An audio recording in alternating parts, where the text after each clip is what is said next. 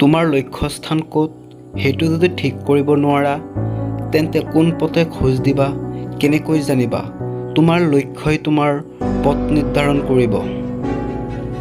নিজক সদায় আনন্দত ৰাখিবা।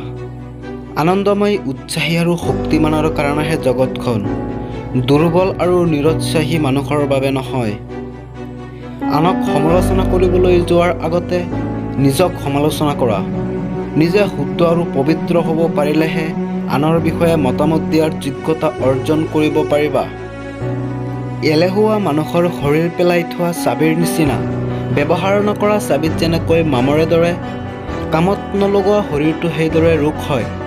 ব্যৱহাৰ কৰা চাবি যেনে চকচকীয়া, শ্ৰম কৰা শৰীৰো তেনে টকটকীয়া। তুমি যদি সৰহদিন জীয়াই থাকিবলৈ মন কৰা তেন্তে বহি সময় নষ্ট নকৰিবা।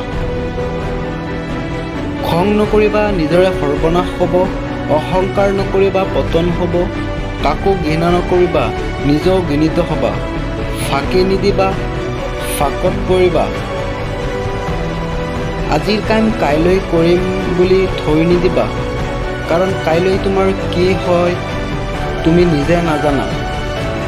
সফলতাৰ পিছে পিছে দৌৰি নুফুৰিবা।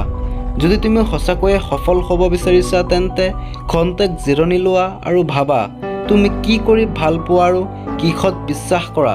দেখিবা এবেলি সফলতাই তোমাক খেদি ফুৰিছে।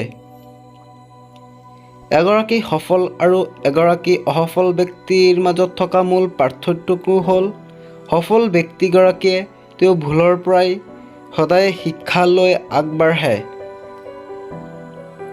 জীৱনৰ অন্য নাম সংগ্ৰাম। সংগ্ৰাম অবিহনে জীৱনেই হ'ব নোৱাৰে। সংগ্ৰাম বা সংঘাতৰ সৈতে যুঁজি মানুহে যি সাহস, মনোবল তথা প্ৰেৰণা লাভ কৰে সি তেওঁক অসাধ্য সাধন কৰাত শক্তি দিয়ে। ভিডিঅ'টো ভাল লাগিলে লাইক, কমেণ্ট, শ্বেয়াৰ কৰিবা আৰু চেনেলটোত যদি নতুন আহিছা তেন্তে চেনেলটো ছাবস্ক্ৰাইব কৰি কাষত থকা বেল আইকনটো প্ৰেছ কৰিবা। ধন্যবাদ। জয় আই অসম।